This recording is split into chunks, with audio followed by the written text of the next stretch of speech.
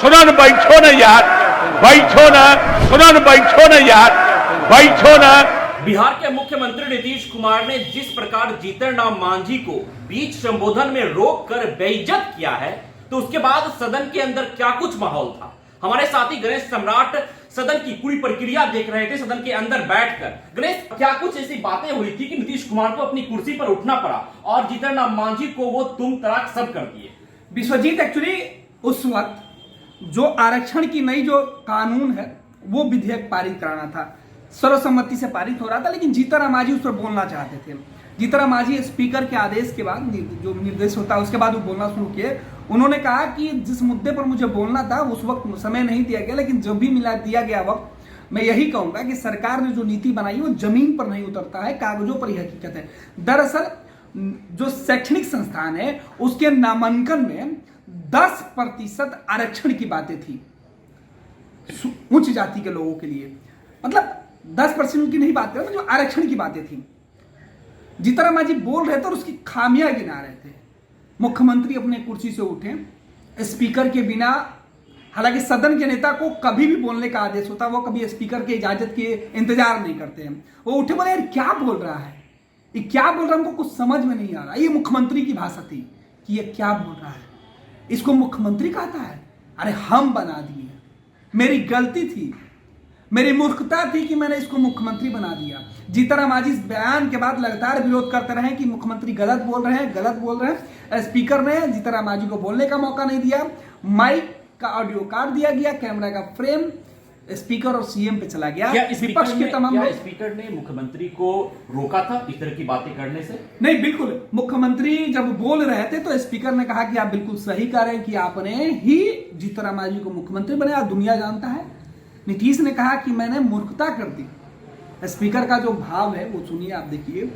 अब आश्चर्य हो रहा था कि बिहार का मुख्यमंत्री ऐसे कैसे कर सकते हैं। आज मुख्यमंत्री जिस भाषा का प्रयोग कर रहे थे, जिस अंदाज में वो दिख रहे थे, बगल में जो खड़े मंत्री थे, विजय चौधरी थे, विजेंद्र यादव थे, तेजस्वी थे, सबने रोकने की कोशिश की। पीछे संजय झा थे, उन्होंने रोकने की कोशिश की। पहली दफा में मुख्यमंत्री ने कहा कि नहीं भाई, मुझे छोड़ दो, मैं इसको एक्सपोज करना चाहता हूं कि बीजेपी के पीछे घूम रहा है, गवर्नर बनना चाहता था, हमने इसको भगा दिया। हमसे भी कहा था, हमने भगा दिया। ये बीजेपी वाले, बीजेपी के लोग विरोध करने लगे कि भाई जीतन राम मांझी दलित मुख्यमंत्री रहे और इनको आप अपमानित कर रहे हैं, इसका विरोध होना चाहिए। नीतीश ने कहा कि अरे हमने मुख्यमंत्री बनाया था, आप लोग नहीं बनाए थे, आप में अगर हिम्मत है तो गवर्नर बना दीजिए।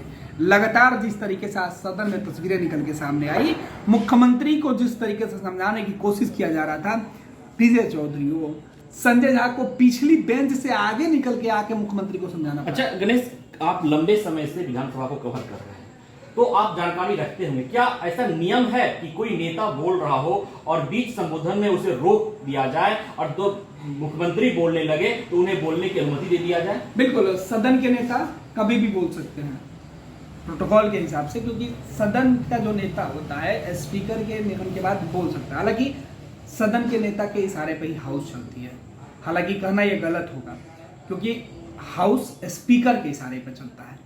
लेकिन जब भी सदन के नेता बोलते हैं तो स्पीकर उन्हें आजादी देते हैं कि उनको नहीं रोकते हैं। लेकिन आज हम जिस बात की चर्चा कर रहे हैं कि मुख्यमंत्री जब बोल रहे थे, स्पीकर उनको इशारा कर रहे थे कि आप रहने दीजिए।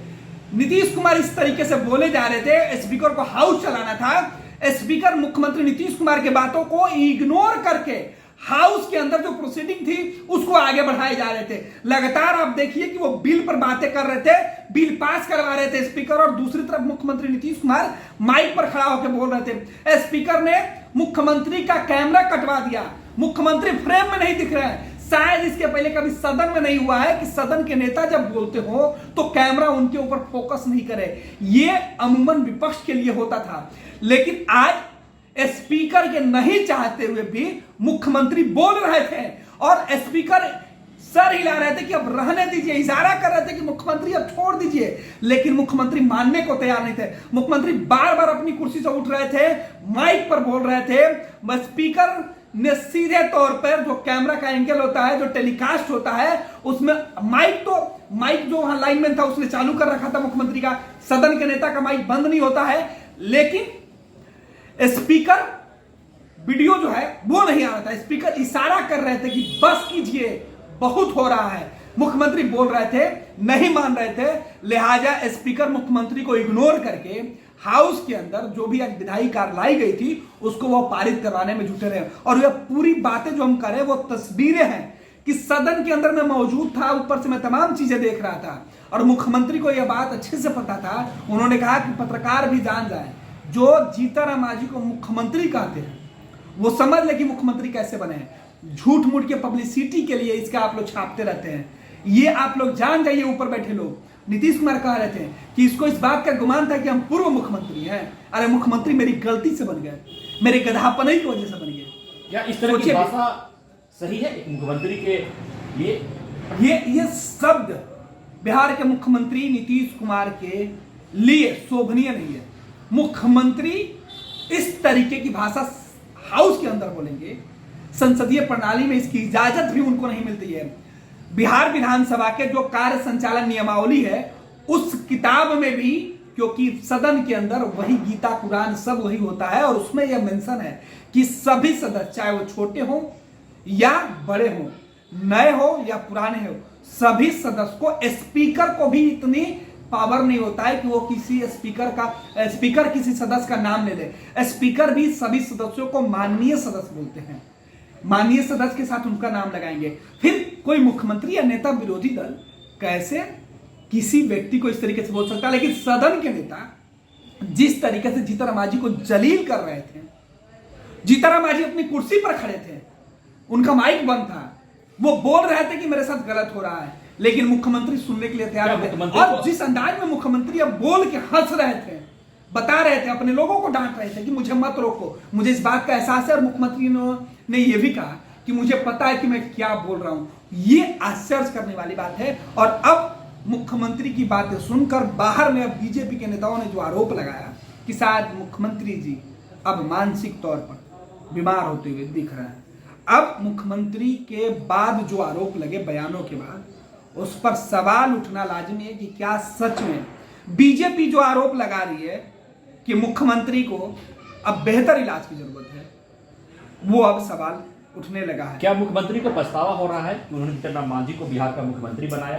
पछतावा? मुख्यमंत्री ने अपने आप को कहा कि मेरी मूर्खतापूर्ण यह निर्णय है, मैंने जिंदगी में अगर कोई गलती किया होगा तो जीतन राम मांझी को मुख्यमंत्री बनाने की गलती की है।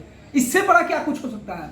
जो सब मूर्खतापूर्ण बातें, गधापन में मेरे लोगों ने मुझे मना किया, 2 महीना में ही गड़बड़ करने लगा, मुझे एहसास हुआ कि मैंने बहुत भारी गलती कर दी। ये गलती मुख्यमंत्री को एहसास तब से है, मुख्यमंत्री को इस बात का भी गलती का एहसास है कि ये वापस इनके साथ खड़े हुए। इससे पहले मुख्यमंत्री इतने आक्रोशित कभी नहीं देखे गए थे। सदन में तो नहीं दिखते। हालांकि सदन में जब तेजस्वी यादव नेता विरोधी दल हुआ करते थे तब मुख्यमंत्री नीतीश कुमार कई दफे तेजस्वी को बोल चुके थे, लालू प्रसाद यादव को लेकर बोल चुके थे, लेकिन तब ये कहा जाता था कि तेजस्वी की उम्र छोटी है, परिवार में बच्चा है, उनके पिता की, लालू प्रसाद यादव के लिए जो बातें कही जाती थी, तो तब यह था कि लालू प्रसाद यादव के साथ नीतीश कुमार का संबंध अच्छा रहा, नीतीश कुमार बोल दिए। हालांकि तब भी नीतीश कुमार इस तरीके से किसी दायरे से बाहर नहीं निकले थे, लेकिन आज नीतीश कुमार ने अपनी गरिमा खुद गिरा ली। कैसे मुख्यमंत्री कह रहे हैं आजकल कि मैं अपनी निंदा खुद करता हूं। अब मुख्यमंत्री को बताना होगा कि जीतन राम मांझी को जलील करके क्या मुख्यमंत्री प्रसन्न है? सुनो न बैठो न यार, बैठो न। क्या आप अपने माता पिता बनने का इंतजार कर रहे हैं? ओएसएस फर्टिलिटी ने लगभग 90,000 जोड़ों के जीवन में खुशियां भरती हैं। आज ही 8929755101 पर कॉल करें। ओएसएस फर्टिलिटी के कम लागत वाले IVF उपचार की सहायता से अपना सपना पूरा करें और सभी को खुशखबरी दें। पनोरमा ग्रुप, जो सोचता है वो करता है।